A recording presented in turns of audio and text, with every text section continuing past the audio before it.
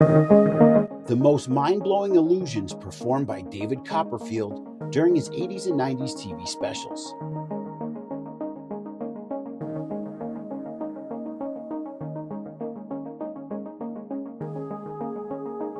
David Copperfield is widely regarded as the greatest illusionist of all time. Throughout the 80s and 90s and even the early 2000s, he captivated audiences with his annual TV specials, where he performed some of the most jaw-dropping, logic-defying illusions ever seen. From making the Statue of Liberty disappear to walking through the Great Wall of China, Copperfield's performances redefined what was possible in magic. I remember getting so excited when I'd finally see the advertisement for that year's upcoming special, either on TV or in the TV guide. My mom always marked it on the calendar once it was announced. In this video, we'll take a look at the most mind-blowing illusions from those legendary TV specials and some fascinating behind-the-scenes details. And one trick, I'll completely spoil it at the end. Let's step into the world of magic and mystery. Let's start off with my favorite, Vanishing, the Statue of Liberty. One of Copperfield's most iconic illusions, and probably the one that turned him into a household name, which aired on April 8, 1983. On that date, in front of a live audience and millions of TV viewers, he made the Statue of Liberty vanish, seemingly into thin air. He's a wizard. Using a giant curtain and two towers, Copperfield covered the statue, then dramatically dropped the curtain to reveal nothing. She was gone. Number 2, flying over the Grand Canyon. David Copperfield soaring over the Grand Canyon was pretty cool back then, but if flying on stage isn't impressive enough, which he does eventually, David Copperfield was at the next level during the Magic of Copperfield 6 in March of 1984. On that night, Copperfield flew over the Grand Canyon, defying gravity in a way no magician had ever done.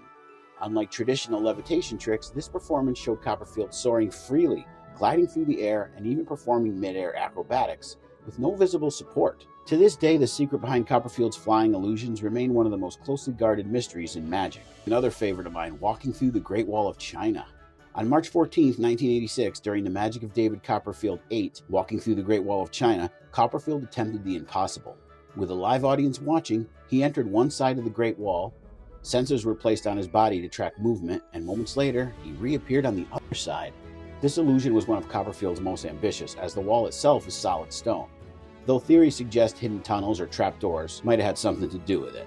Alcatraz is known as the prison that no one can escape from, except for David Copperfield in the Magic of David Copperfield 9, The Escape from Alcatraz, from March of 1987.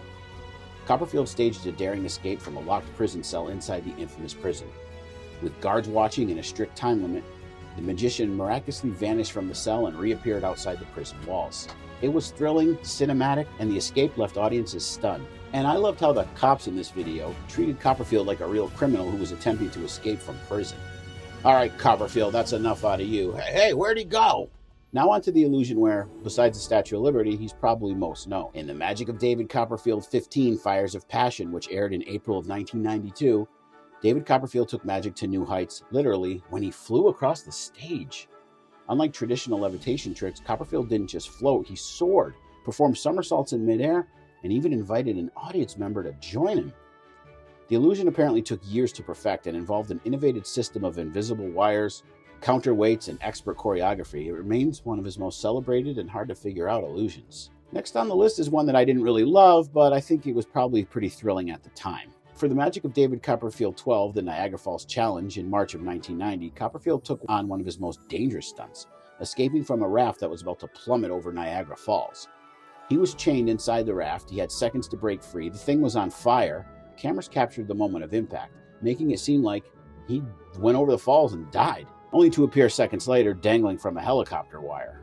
This stunt admittedly had audience members on the edge of their seat at the time. Next is the Death Saw, not one of Copperfield's main tricks on the show, but to this day, one of his most impressive. It took place during the Magic of David Copperfield 16, Unexplained Forces. Copperfield introduced one of his most terrifying illusions that night, and it was called the Death Saw. He was tied to a table with a giant rotating blade descending. He had only seconds to escape, and then the saw visibly sliced through his body, splitting him in half, making it look like the trick had gone horribly wrong. Moments later, he was moving around and then magically reassembled. The illusion played on classic magic principles, but added extreme tension, making it one of his most suspenseful acts, especially when someone in the audience told him to move his feet, which he did. I still don't know if it was a plant or not.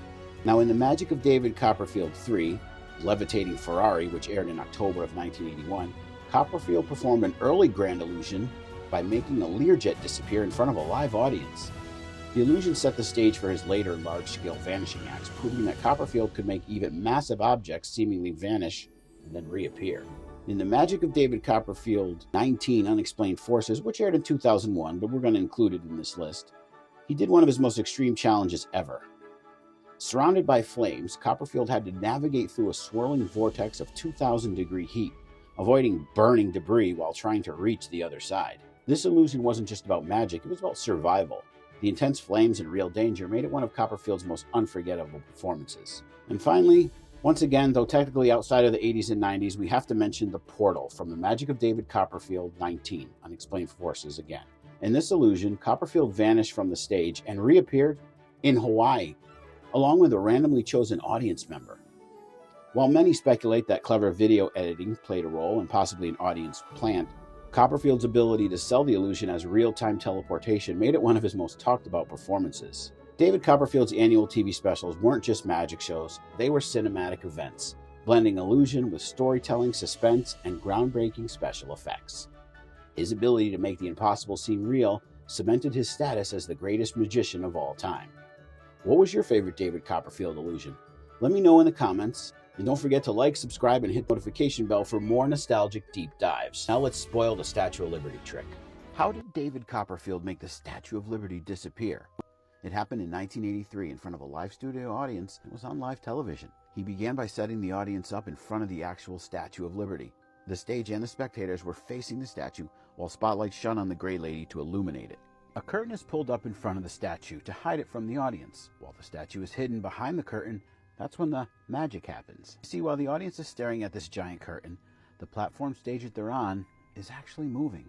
Yeah, it's slowly rotating to the right, just enough so that now, because of the angle, the Statue of Liberty is hidden behind the giant left pillar.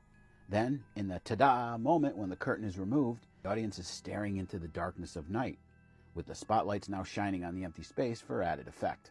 All the while, the Gray Lady is safely tucked away behind the pillar. How could he move an entire stage with hundreds of people on it without them even noticing? Well, he was playing very loud, bassy music, the cameras were going, the floor was vibrating, plus it was moving very slowly, so with all the commotion going on, the crowd didn't really notice. Then, of course, he brought the statue back, he just put the curtain back up and did the trick in reverse. Statue went back into place, curtain went back down, and there was the statue. So what do you think? Sounds simple, right? Well, back then, I swear, I thought David Copperfield was a genuine wizard. I have no idea. No idea but where it it was went. fascinating to watch. I have never seen a Statue of Liberty disappear the way this one did. Sha-la-la-la.